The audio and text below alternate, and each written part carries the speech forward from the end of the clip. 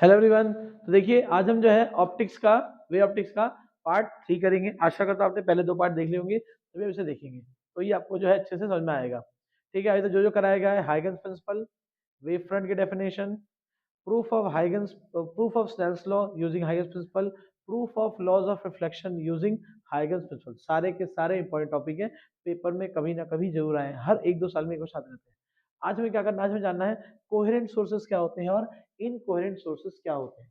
Light के, light का हो गया, वेव्स का हो गया, ये पहले भी था, ऑस्किलेशन का भी हो गया, हर जगह होता है ये। तो हमें क्या जानना है, कोहेरेंट सोर्सेज जो है क्या होते हैं, इनकोहेरेंट सोर्स क्या होते हैं। तो देखिए कोहेरेंट सोर्सेज ऑफ लाइट, पहला क्या हमारा, coherent sources of light, coherent source of light.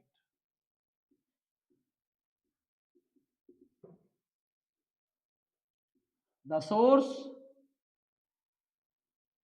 The source which emit, Krishna से बोला था एकदम, the source which emit light waves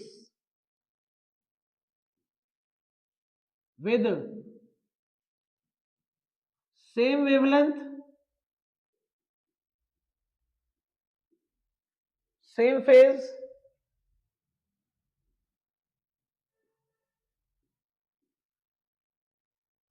are known as, वो भी continuously, the source which emit light waves with same wavelength and same phase continuously are known as coherent sources, are known as coherent sources। Same as it is, अगर आप लिखिए incoherent से क्या हो जाएगा, सब कुछ सेम होगा, बस फर्क क्या हो जाएगा यहाँ पे, different phase and different wavelength. Fix नहीं है वहां पे, different wavelength, different phase and different wavelength. ठीक है, तो ये होता है इसके अंदर। अब हम क्या करेंगे, अब हम जानेंगे कि अगर ये हम हमारे हमारे काम की चीज क्या है, ये हमारे काम का है, हमारे काम का ये आपका कोहेरेंट सोर्स है, हमें इसी का यूज करना है, कोहेरेंट सोर्स ऑफ लाइट का।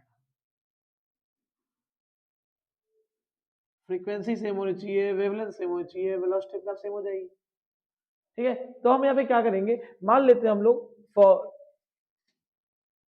बाय कोहेरेंट सोर्स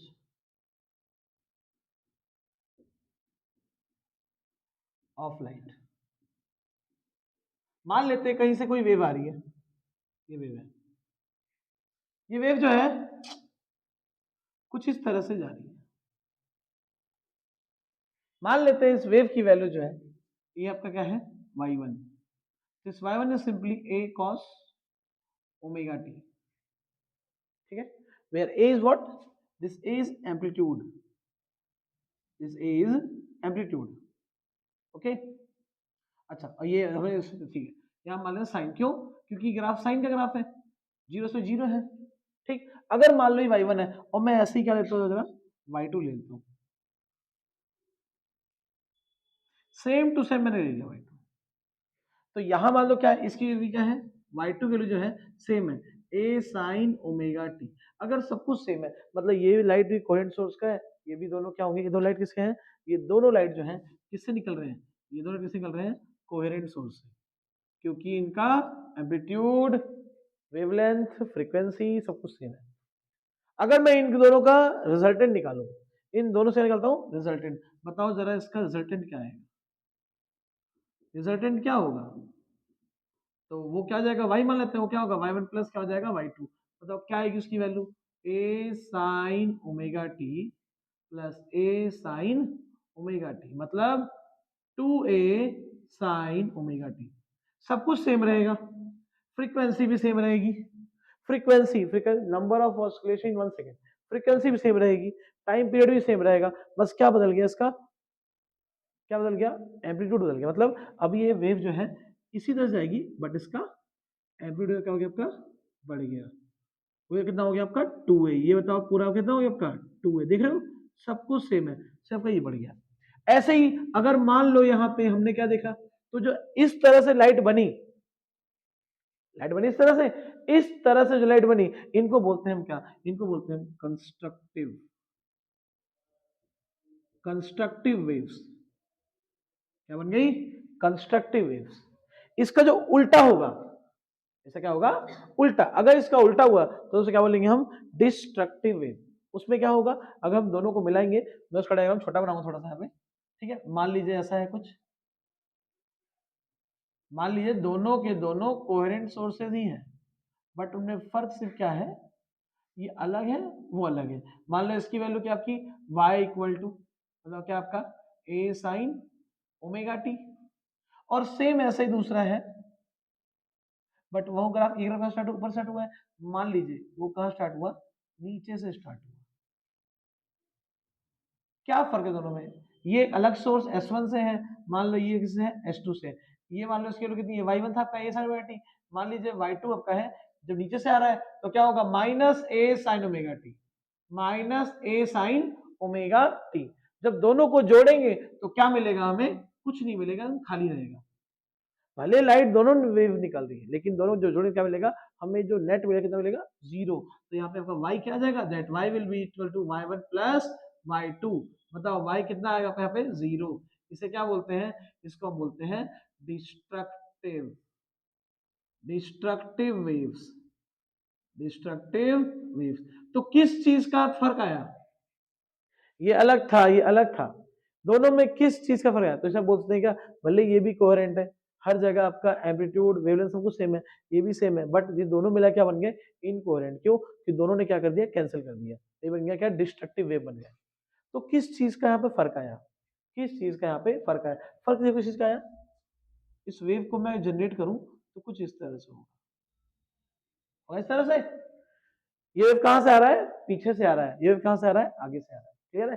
तो फर्क किसका है, फर्क सिर्फ इनका क्या है, फेज और पाथ का फर्क है। तो वही निकालेंगे भी, क्या होता है difference between phase difference and path difference. तो ये हमारा आज का टॉपिक है कि हम कैसे जानेंगे क्या होता है relation between phase difference, relation between phase difference means angle difference and and path difference. तो सभी लोग जान लो क्या फर्क होता है दोनों के अंदर, क्या होता है फेज डिफरेंस में और क्या होता है पाथ डिफरेंस में। हम सिर्फ ये कंसिडर करेंगे, बस ये हो गया मेरा इतना। ये जो आपका है, ये इसे बोलते हैं पाथ, जो इसने डिस्टेंस ट्रेवल किया है लीनियरली, लीनियर डिस्टेंस क्या ट्रेवल किया है, इसे क्या बोलते हैं, इसको बोलते हैं हम लोग लैम्डा, इसको लैम्डा। ठीक है, हमारा लैम्डा। अब ये क्या कर रहा है, ये बना रहा है एंगल, इसने कितना कर रहा है आपको याद होगा, बच्चों ने पढ़ा होगा, अगर एक सीधी लाइन है तो पूरा एंगल कितना होता है, 180। भाई लीनियर पेयर, अगर मैं दो से कर तो क्या हो जाएगा, लीनियर पेयर। तो बताओ, आप भूलना मत इसको, ये जो इसने पूरा एंगल बनाया कितना बनाया, 180, और दोबारा से होता एंगल कितना बनाया इसने, 180। इसीलिए ये लैम्डा हो गया। ये what is this is path. बताओ फेज क्या होगा, फेज बोलो, जैसे क्या बोलेंगे हम, एंगल। बताओ एंगल कितना हो गया इसका, जब ये आपका लैम्डा हो गया, ये एंगल कितना हो गया, पाई 180 डिग्री, ये कितना हो गया 180, 180 क्या होता है, पाई बोलते हैं। बताओ फेज कितना हो गया आपका, 2 पाई। तो अगर हम इन दोनों को कन्वर्ट करेंगे, अगर हमें कन्वर्ट करना होगा, रिलेशन निकालना होगा इस चीज में, पाथ डिफरेंस ऑफ फेजेस, तो ध्यान रखना क्या होता है, 2 पाई is equivalent to lambda in terms of phase and path difference. Clear है? 2 pi is 2 pi is equivalent to lambda।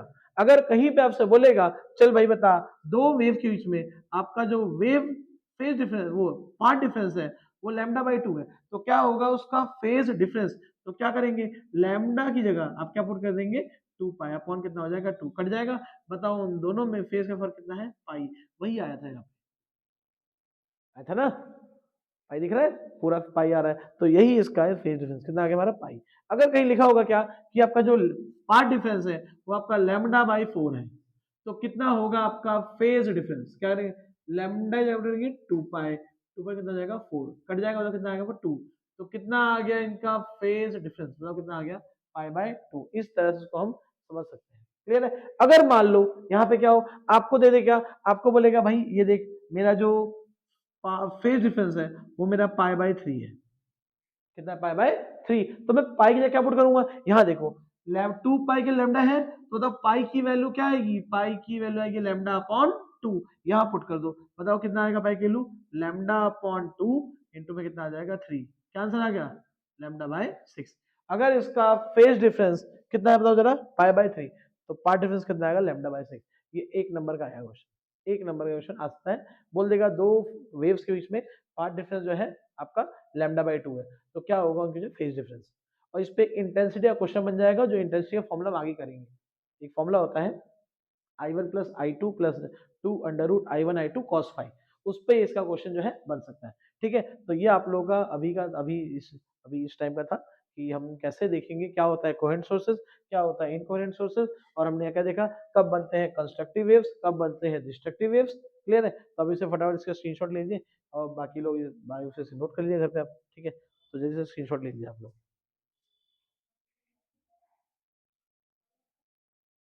तो चलिए देखिए, अब हमें क्या करना है, conditions for constructive and destructive waves. वैसे ही बोलते हैं constructive interference and destructive interference, but वो मैं चीज बाद में यूज करूंगा। ठीक है, तो चलिए देखते हैं क्या होता है इनमें। इनमें होता क्या है, किस तरह से हम क्या करेंगे, हम कंसिडर करेंगे एक सोर्स हमारा है S1 और एक हमारा सोर्स क्या है S2।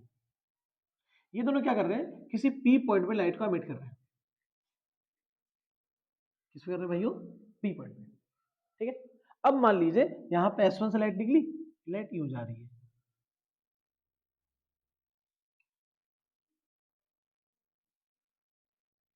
लाइट चली गई, P थोड़ा पास कर देते हैं। ठीक है, लाइट चली गई। अब ऐसे ही यहाँ भी क्या हो रहा है, लाइट चल रही है ऐसे ही। इन दोनों की वजह से लो, इन दोनों की वजह से यहाँ पे तो क्या पहुंच गई, लाइट पहुंच गई। ठीक है, अब यहाँ पे क्या होगा देखो बच्चों, अब ये बात ध्यान रखना, अगर इफ कभी भी H2P माइनस S1P, इसको हमेशा बोलते हैं हम क्या, पाथ डिफरेंस। क्या बोलते हैं, path difference. H2P minus S1P हमारा क्या होता है, पाथ डिफरेंस। आप काउंट तो कर लेंगे, तो ये मान लीजिए कितना हो गया आपका 1 लैम्डा, यहाँ कितना हो गया 2 लैम्डा, यहाँ कितना होगा 3 लैम्डा, यहाँ पे 4, यहाँ कितना होगा 5, यहाँ कितना होगा 6, यहाँ कितना हो गया हाफ। वैसे यहाँ पे कितना हो गया 1, यहाँ कितना हो गया 2, यहाँ कितना हो गया 3, यहाँ कितना हो गया 4, यहाँ कितना हो गया 5, यहाँ कितना हो गया 6, यहाँ कितना हो गया 7, ये कितना हो गया 7.2, यहाँ कितना हो गया आपका 1 2 3 4 5 6 और 6.25। यहाँ कितना हुआ आपका 1 2 3 4 5 6 और 7 और 7.25। तो अब देखेंगे यहाँ पे S1P minus S2P minus S1P क्या है बताओ जरा, ये पाथ डिफरेंस है। क्या है, पाथ। इस पर्टिकुलर केस के लिए हमारा कितना आ रहा है, पहले कितना आ रहा है आपका S2P 7.25 लेमडा और दूसरा कितना आ रहा है आपका 6.25 लेमडा। दोनों को करेंगे माइनस तो कितना आएगा आपका, लेमडा आ रहा है 1 लेमडा। ये तो मैंने सिंपल से डायग्राम बनाया है, मैं काउंट नहीं कर रहा यहाँ पे। तो आप एक बात ध्यान रखिएगा, कभी भी H2P माइनस S1P की वैल्यू n लेमडा की टर्म्स में आए, किसमें आए, n लेमडा, तो हमेशा क्या होगा, two waves will form what, always form constructive wave pattern या constructive wave। अगर S2P माइनस S1P की वैल्यू आए n plus 1/2 times of lambda, आधे में आए 2.5 3.5 4.5 5.5 आधा, तो क्या होगा, ये हमेशा बनेंगे two wave will form which pattern, destructive pattern। don't repeat please, destructive pattern. ठीक है, तो ये मैंने सिंपल एग्जांपल लिया, तो मैंने काउंट कर लिया ना, बट जनरली हम मान लेंगे क्या, ये बहुत दूर से आ रहा है तो मैं लाइन मिटा दूंगा। तो कभी भी अगर आपका पाथ डिफरेंस n लैम्डा आएगा तो क्या मतलब बच्चों, इसका मतलब क्या है, आपका वेव क्या बनाएगा, कंस्ट्रक्टिव वेव, और यहाँ क्या बनेगा डिस्ट्रक्टिव वेव, जहां भी वैल्यू आधा लैम्डा आए 1.5 लैम्डा आए। ठीक है, 3.5 लैम्डा है, वहां क्या बनेगा आपका डिस्ट्रक्टिव पैटर्न बनेगा। अगर आपको इसका एक परफेक्ट एग्जांपल चाहिए तो मैं एक काम कर सकता हूँ, यहाँ मैं एक मान लूंगा पॉइंट क्या S1, यहाँ क्या मान लूंगा S2, मान लेते हैं यहाँ स्टार्ट करा, तो ये जो है आपका मान लो कितना मिल गया, 1 मिल गया। और मान लो यहाँ से स्टार्ट हुआ ये, तो ये आपका कितना मिला, 1, ठीक है, 1, और यहाँ बताओ किसमें मिला, ये दूसरे में मिल गया। तो इन दोनों में चेक करो, बताओ कितना आएगा। एक और चीज, ये तो अलग होनी चाहिए, ये हो गया हमारा S1, ये हमारा क्या हो गया S2, तो ये हमारा क्या हो गया, 1 हो गया, और मान लेते हैं हमारा कितना हो गया, 2, 2 पे पहुंच गए। अब यहाँ करो, यहाँ मान लो हमारा कितना हो गया, 1, और यहाँ हमारा कितना हो गया, 2, और यहाँ कितना हो गया, 3, तो हमें 3 पे मिल गया। ठीक है, तो इस तरह से वेव बनेंगे और ये पैटर्न यहाँ पे क्रिएट होगा। तो हम समझ सकते हैं कि S2P माइनस S1P का एन लैम्डा क्या होगा, constructive. S2P minus S1P equal to n+1/2 lambda क्या होगा आपका डिस्ट्रक्टिव। आप चाहो तो यहाँ पे n लैम्डा इक्वल टू 2 पाई, तो क्या जाएगा आंसर, कितना आएगा आपका, ये कौन सा डिफरेंस है आपका, पार्ट डिफरेंस। अगर फेज में चेक करना है तो क्या करेंगे, उसको क्या लिख देंगे, put 2 pi in terms of lambda, कितना आएगा आपका 2n पाई।